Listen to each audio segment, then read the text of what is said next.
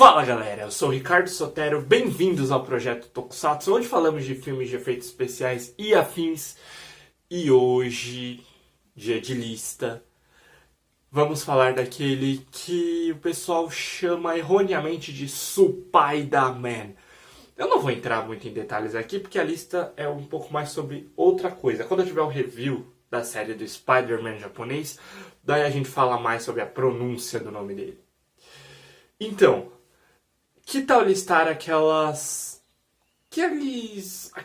coisas que eles mantiveram na adaptação japonesa? Porque sim, essa adaptação ela é mais fiel do que você consegue imaginar. Então eu listei aqui algumas semelhanças entre o Homem-Aranha americano, independente de qual versão, cinema, quadrinho, série de TV, animação, e o tal Spider-Man.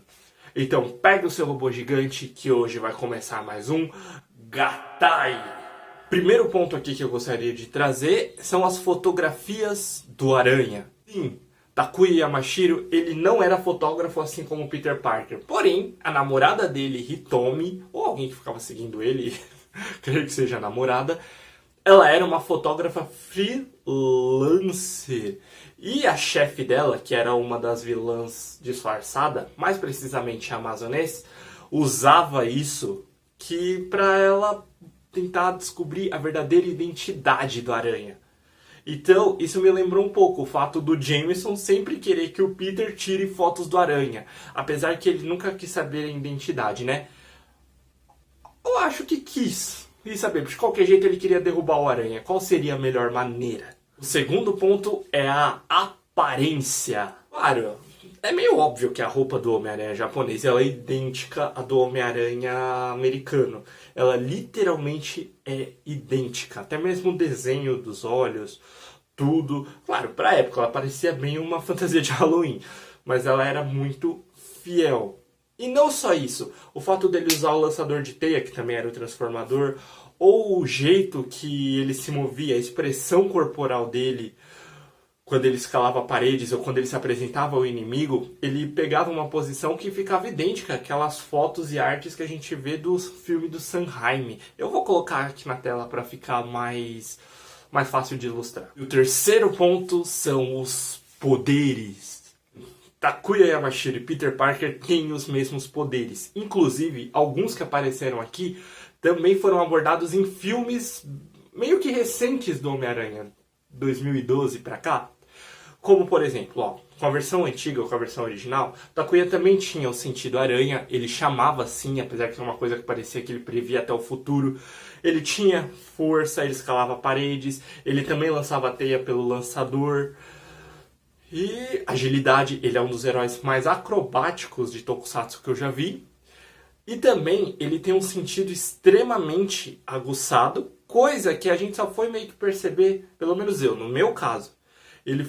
Eu fui perceber quando Tom Holland falou em Guerra Civil que quando ele foi picado, parecia que todos os sentidos dele tinham ficado doidos. E ele também tem um fator de cura. Não é instantâneo, ele demora um pouco, tipo quando ele é extremamente ferido nos episódios, ele tem que voltar para casa, ele tem que dormir e no outro dia ele acorda como se nada tivesse acontecido. Uma coisa parecida que trouxeram na versão do Andrew Garfield, que eu lembro que na época todo mundo ficou discutindo se o Homem-Aranha tinha fator de cura ou não. Será que o Mark Webb se baseou no Homem-Aranha japonês para trazer esse elemento para o Amazing Spider-Man? E outra coisa que também não pode faltar na figura do Homem-Aranha são as suas figuras paternas, né? Do mesmo jeito que Tio Ben acabou tendo que perder a sua vida para o Peter Parker ver que ele tinha grandes poderes e com isso veio grandes responsabilidades, na verdade para ele entender o que isso significava, Takuya Yamashiro também teve uma perda, mais precisamente do seu pai pelo Exército Cruz de Ferro, que é o grande vilão dessa série. A partir daí, não. Mas ele acaba tendo uma motivação maior para derrotar o grupo de vilões.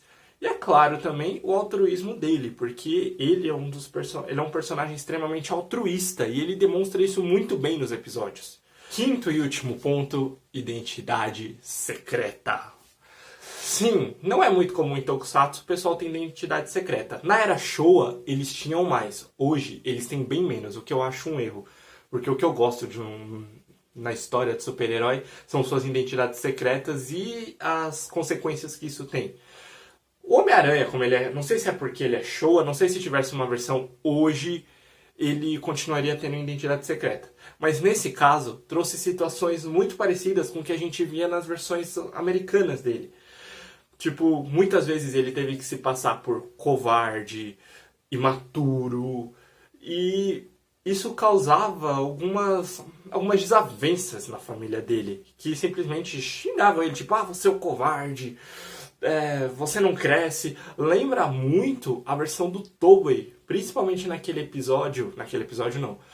parte do segundo filme, em que ele corre do banco e o cara fala, o seu filho, seu sobrinho é um verdadeiro herói. Peter!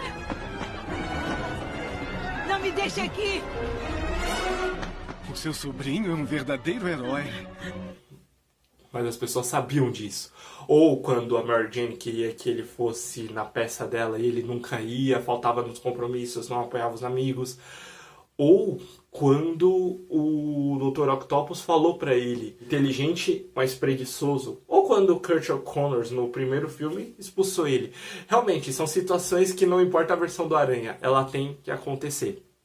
Então é isso, se você gostou, deixe seu like, compartilha, me siga nas redes sociais e se inscreve no canal. Vamos fazer crescer isso aqui, tô quase chegando a 300 inscritos, ainda sou pequenininho, mas eu vou precisar do Gyodai aqui pra crescer. Então é isso, fiquem bem, valeu, falou, até uma próxima.